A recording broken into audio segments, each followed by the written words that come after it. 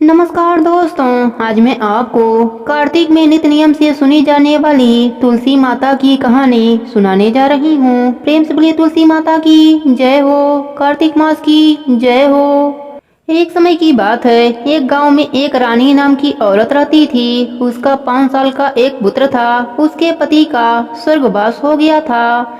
उसकी सास ससुर का भी स्वर्गवास हो चुका था। रानी अपने बेटे को लेकर लोगों के घरों में काम करके अपना गुजारा करती थी। एक दिन वह अपने बेटे को लेकर जा रही थी। रास्ते में विष्णु भगवान का मंदिर था। उसी मंदिर में सत्यनारायण भगवान की कथा चल रही थी। रानी अपने बेटे को साथ लेकर एक कोने में बैठकर कथा को प्रेम पूर्वक सुनने लगी।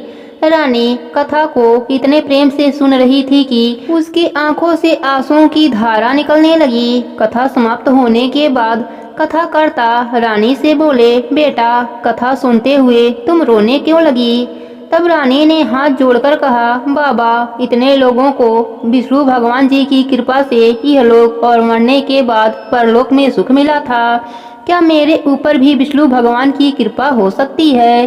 क्या मैं भी उनके भक्ति की प्रीति पा सकती हूँ? क्या मेरे भी दुख दूर हो सकते हैं? तब बाबा ने कहा, बेटी, माया को उत्पन्न करने वाले, सृष्टि को पालने वाले भगवान विष्णु भक्त के बस में रहते हैं।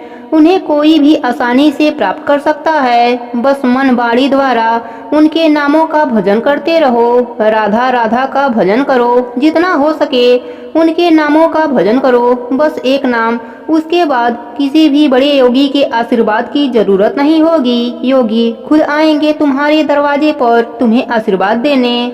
भगवान के नामों का भजन करने से मनुष्य 4 धाम का यात्रा का पुण्य घर पर ही प्राप्त कर सकता है। साथ ही बेटी, तुम कार्तिक मास में तुलसी सींचने और घी का दीपक जलाने का नित्य नियम ले लो। देखो तुम्हारे दिन कैसे बदल जाते हैं। अब क्या था, अब तो रानी को एक सहारा मिल गया। वह अपने कामों को करती और मन में राधा राधा कृष्णा कृष्णा का रट लगाए रहती। साथ ही तुलसी माता को सींचती, घी का दीपक लगाती। कहते हैं, हमारे पिछले जन्म के कर्म ही हमारे जीवन में दुख और सुख के रूप में आते हैं और उसी दुख को, कष्ट को, तकलीफों को भगवान क्षण मात्र में दूर कर सकते हैं। जैसे कि रानी के जीवन से कष्ट दूर हुआ।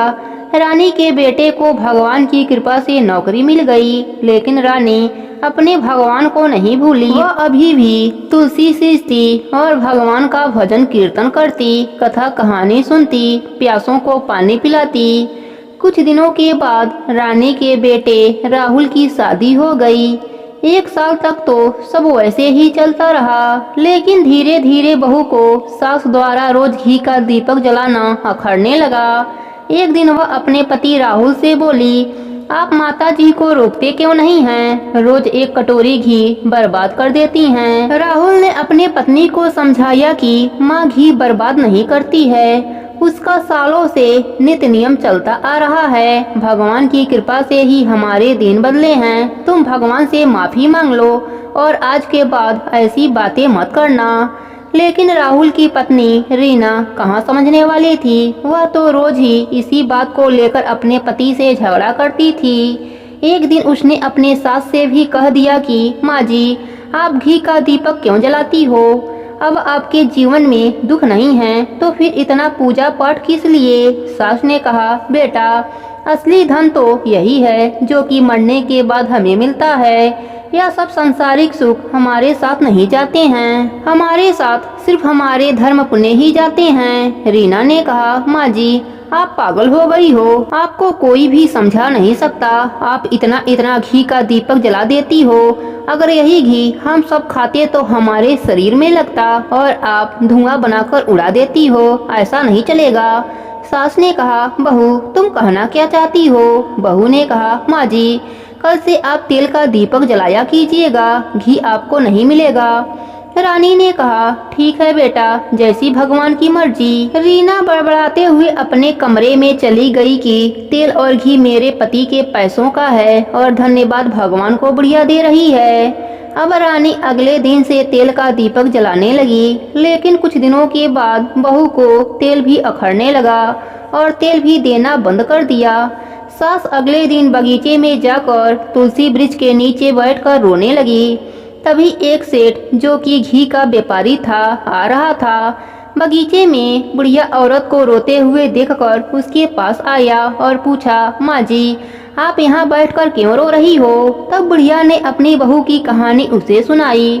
उसने कहा, माँ जी मैं अभी अभी चौराहे पर घी बेचने गया था। मेरे डब्बे में अभी भी थोड़ा घी लगा है, आप निकालकर दीपक जला लीजिए।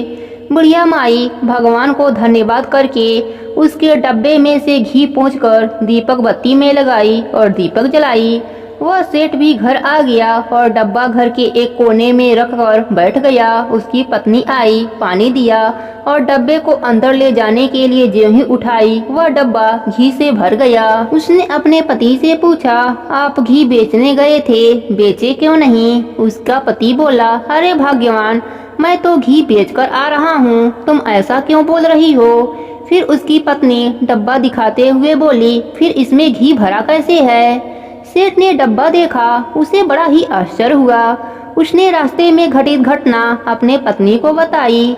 सेठ की पत्नी ने कहा, वह माँ जी देवी स्वरूप हैं, उनको अपने घर लाना चाहिए, क्या पता उनके आशीर्वाद से हमें पुत्र सुख मिल जाए। फिर क्या था, वह दोनों उस माँ जी को खोजने निकल गए। खोजते खोजते शाम हो गई। माँ जी मंदिर में मिली जो कि भगवान के भजन में लीन थी। सेठ ने माँ जी को आवाज दिया, माँ जी। रानी ने आंखें खोली और बोला, बेटा तुम यहाँ कैसे? सेठ सेठानी रानी के पैरों पर गिर गए और बोले, माँ जी आप देवी स्वरूप हो, आप अपनी सेवा का मौका हमें दीजिए, हम आपकी सेवा करना चाहते हैं। रानी भगवान की मर्जी मानकर सेठ के साथ सेठ के घर चली गई।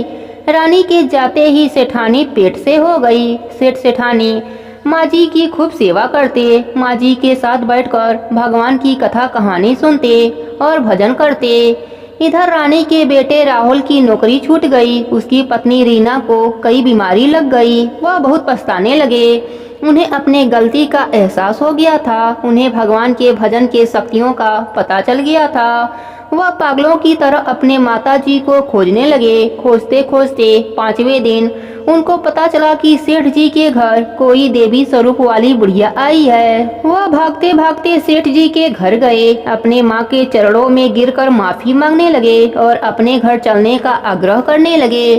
सेठ सेठानी बोले, हम माँ जी को कहीं भी जाने नहीं देंगे। रानी ने कहा, बेटों मेरी बात ध्यान से तुम दोनों सुनो, मैं कोई देवी नहीं हूँ। तुम्हें लगता है कि मेरी वजह से तुमको सुख मिला, तो यह बात सही नहीं है। यह सब विष्णु भगवान की कृपा से हुआ है। जहाँ पर भी भगवान के नाम से नित्य नियम होता है, भगवान की कथाएं सुनी जाती हैं, भगवान का भजन होता है, तुलसी सींचा जाता है, वहाँ अपने आप लक्ष्मी कीर्ति आकर निवास करती हैं। इतना कहते कहते बुढ़िया माई की मृत्यु हो गई। बुढ़िया माई को बैकुंठ लोक का सुख मिल गया। वह भगवान के चरणों में रहकर भगवान की सेवा करने लगी। इधर सेठ सेठानी भी बुढ़िया माई की तरह नित्य नियम करने लगे, जिसके फलस्वरूप उनको एक पुत्र की प्राप्ति हुई और भगवान की कृपा से उनका घर अन्य धन से भरा रहता था। बुढ़िया माई का बेटा बहू भी अब बुढ़िया माई की तरह नित्य नियम करने लगे। भगवान की कृपा से राहुल की फिर से नौकरी लग गई और उसकी पत्नी रीना भी स्वस्थ हो गई। कुछ दिनों के बाद उसके घर में एक सुंदर पुत्री का जन्म हुआ, जिसका नाम उन्होंने राधा रखा। इस प्रकार हम सबको भी हर पल भगवान के नामों का भजन करना चाहिए, जिसके फलस्वरूप हम सब परम पद को प्राप्त हो जाएंगे। हमारे जीवन से दुख दरिद्रता तकलीफें सब समाप्त हो जाएंगी और हम आनंद की अनुभूति करेंगे। हे राई दामोदर, हे राधा रानी, हम सबको भी अपने सेवा करने का अवसर प्रदान करें। हमें भी अपने प्रीति का पात्र बनावें, सदमार्ग दिखलाएं। प्रेम से बोलिए राधा रानी की जय हो, तुलसी माता की जय हो, विष्णु भगवान की जय हो।